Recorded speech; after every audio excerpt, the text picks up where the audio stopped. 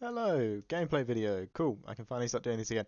Awesome. We got a new camera to set up. This is me versus Ali, and I am on the new Sapphire Steel. Might not be the exact list in my Dreamborn because I do change and test. We're so early in the set. There's still so much to test and try out. And she's on a Lady in the Tramp deck, which, in my opinion, that deck sort of builds itself. There is a bunch of proxies in there, but I'm pretty sure I'll be quick to tell you what they are. But it's just very an interesting matchup there. The two decks I'm probably the most excited for in the set. Like I think Lady and the Tramp might be that new Amethyst aggro deck you could just have some fun with and sort of play. And of course I think the Sapphire Steel one is probably like one of the best decks in the format. Like I think it's still got very clear what the exact build is. Like, do you want to go full Kiwi and no ramp and just play a curve? Do you want to play the ramp and like use dimes and stuff like that? I'm quite enjoying this build. It's like very low. You play a strong curve up to 6, and then you can ink over that as well. The only proxies for me actually is the big Tamatoa is a little Tamatoa, so that isn't a um, 8 cost Tamatoa, that's a 6 cost Tamatoa. I will run through these just so it makes sense.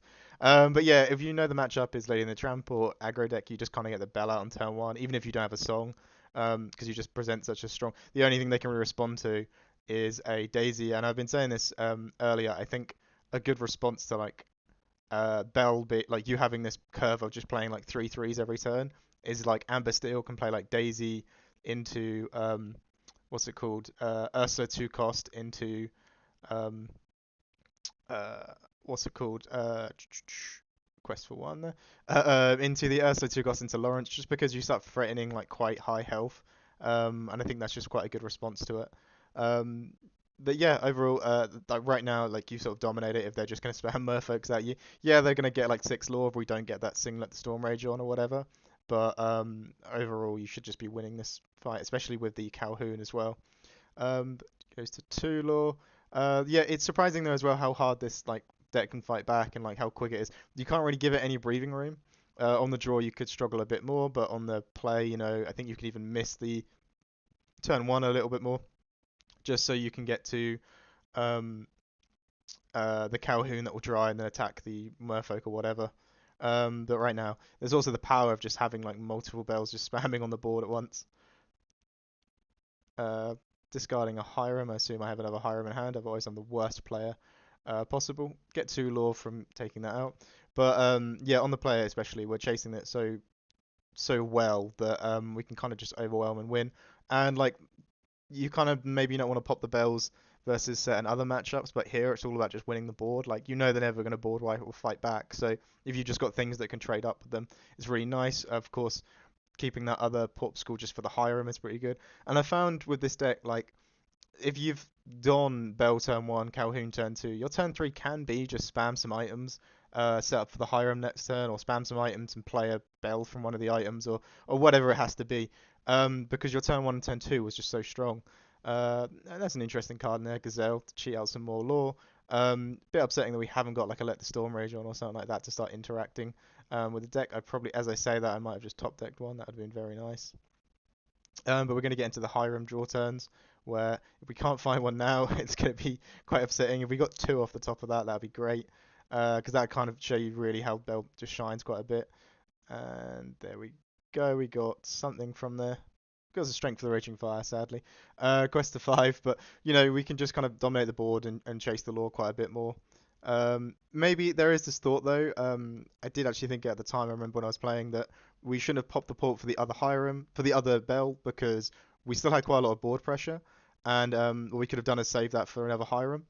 I don't know if we had another Tam. I think as well we were thinking that we inked the Tamatar very early on, the 6 cost one, as I say, proxying it. When in fact we could have kept that around and maybe inked other stuff. Because we could have played it. Um, that's a 2 cost Ursula. Love that proxy, and it's insane that we don't own copies of that, but we don't. I think we have like 3 or something like that. We couldn't find one, so we did a written one. Um, but yeah, it's we. I think there was a lot of inking paths I did very wrong here, which is still like learning the deck myself. Of course, there is this thought of just looking for the high roll of, oh, Bell's going to sing Let the Storm Rage on, the deck's just going to function like that. I don't really have to think about anything else, and we're just going to end up steamrolling this matchup. But if you look, I was slowly sort of gassing out a little bit as they play 2 Gazelles and Quest to 7, I would assume. Yeah. Draw for turn. There you go. There's the Let the Storm Rage on. Now we can start making the magic happen. Um, I'm not even sure if warding up the giving evasive to the Gazelle is the right thing there, because you might want another turn of questing with the Merfolk. But I understand why she's done it, because she wants to maybe get the discard from us. But I believe that Let the Storm Rage on helped quite a bit. Take that out. Quest for 2.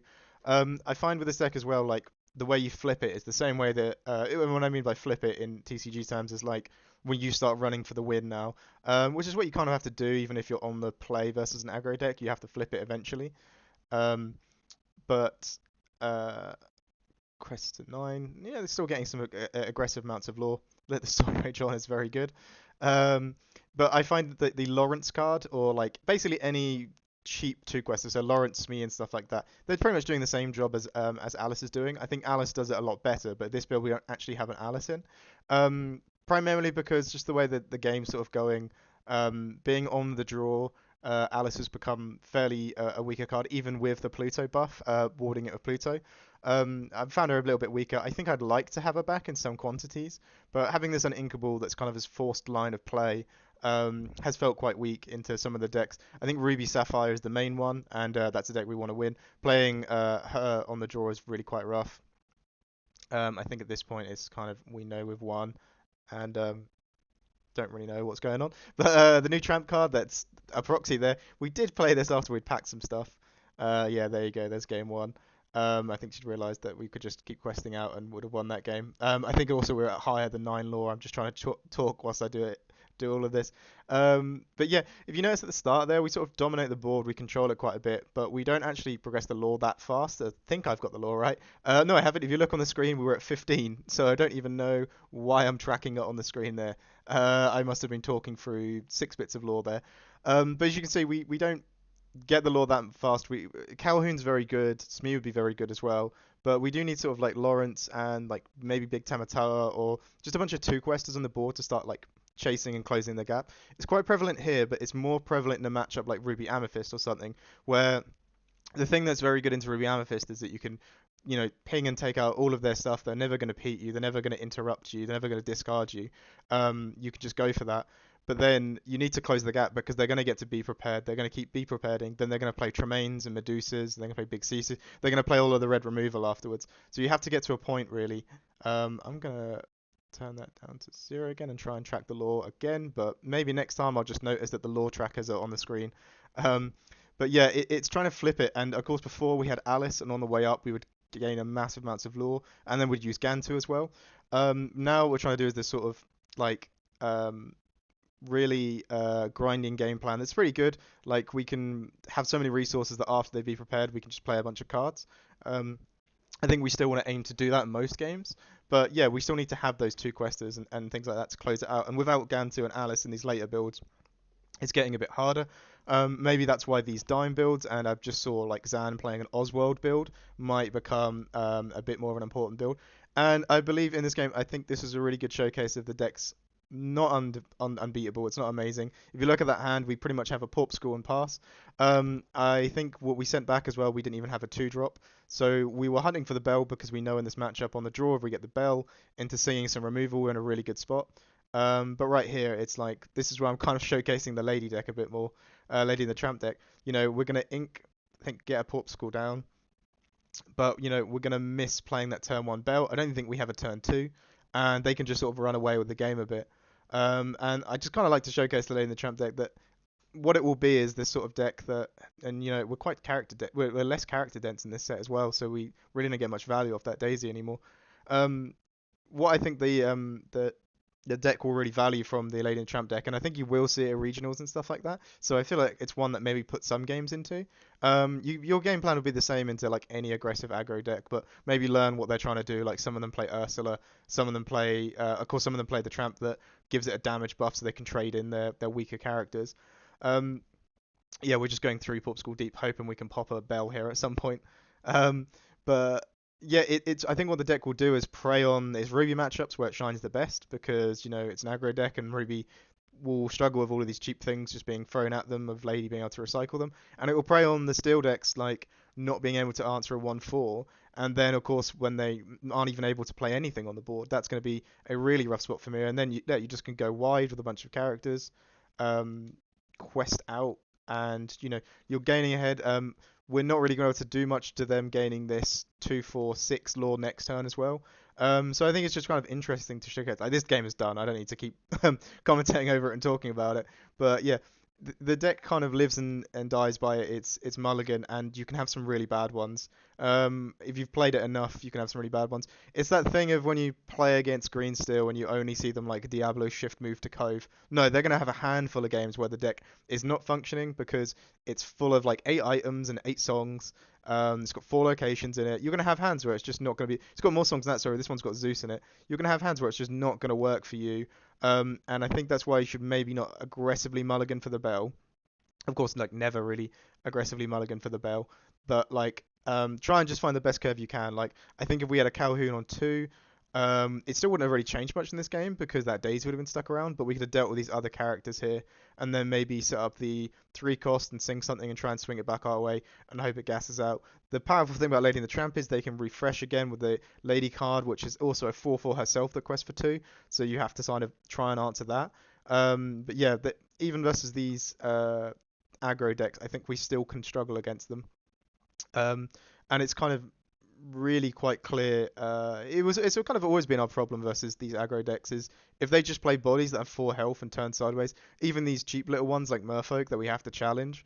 We want to Singlet the Storm Rage on, but we didn't find it. We have the answers in the deck, but doesn't mean we're going to draw them at the right time. They can still get the games on you.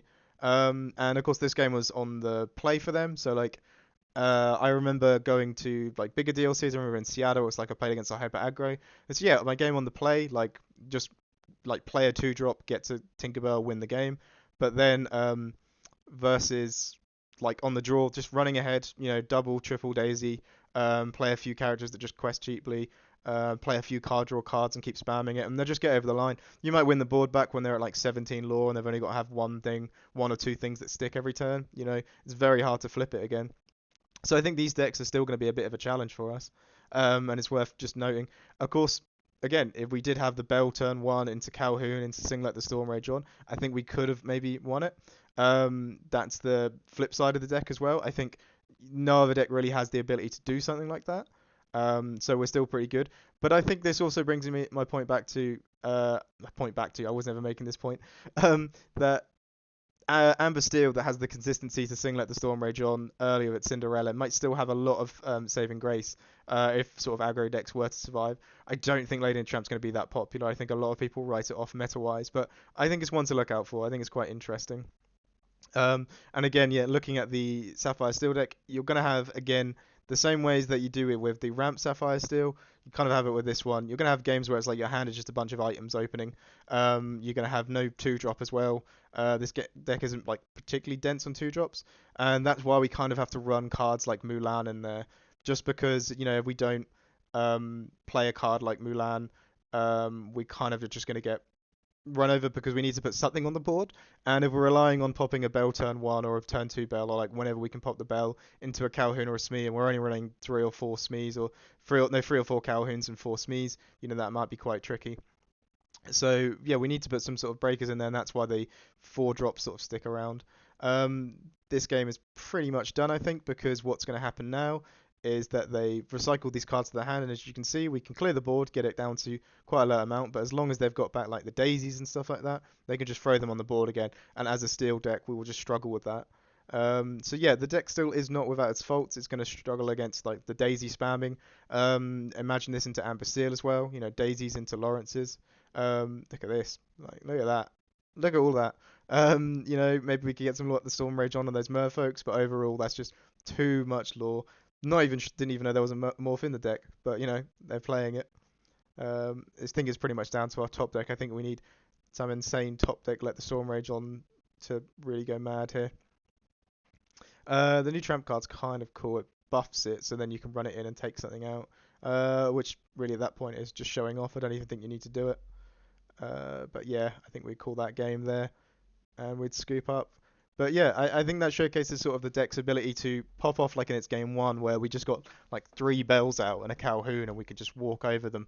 To the game two where we're on the draw. That's when we really need those bells because I think on the play we didn't need to have like three bells out, but we did it anyway because we could because we're greedy.